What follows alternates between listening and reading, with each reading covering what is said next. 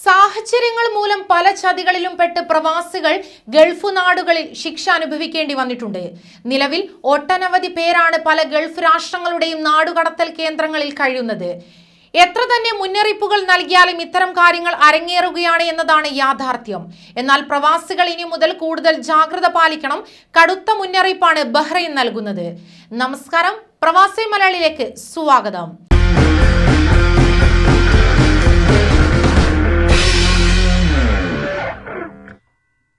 ബഹ്റൈനിൽ നിയമവിരുദ്ധമായി ജോലി ചെയ്യുന്നവർക്കും അനധികൃത താമസക്കാർക്കുമെതിരെയുള്ള നടപടികൾ കർശനമാക്കിയിരിക്കുകയാണ് അധികൃതർ.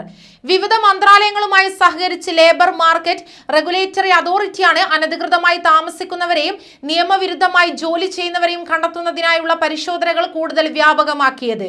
കൂടാതെ തൊഴിലിടങ്ങളിലും സ്ഥാപനങ്ങളിലും ഇതിനായി നടത്തുന്ന പരിശോധനകൾ കൂടുതൽ ശക്തമാക്കാനാണ് അതോറിറ്റി തീരുമാനം കൈക്കൊണ്ടിരിക്കുന്നത്.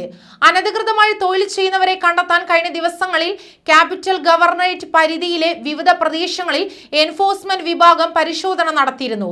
മതിയായ രേഖകളില്ലാതെ തന്നെ ജോലി ചെയ്ത നിരവധി പേരെ പിടികൂടിയതായും ഇവരെ ബഹ്റൈനിലേക്ക് തിരിച്ചു വരുന്നതിന് വിലക്ക് ഏർപ്പെടുത്തി നാടുകടത്തുമെന്നും അധികൃതർ അറിയിച്ചിരിക്കുകയാണ്.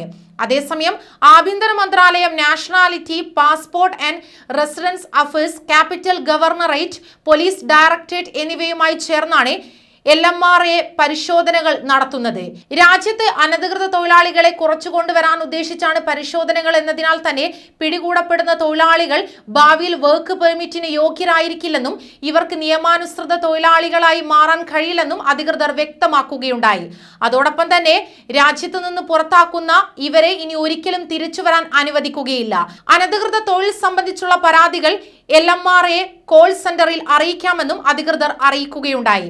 ആയതിനാൽ തന്നെ പ്രവാസികൾ കൂടുതൽ ജാഗ്രത പുലർത്തേണ്ടതാണ്. കൂടുതൽ വാർത്തകൾക്കായി ഈ ചാനൽ സബ്സ്ക്രൈബ് ചെയ്യുക.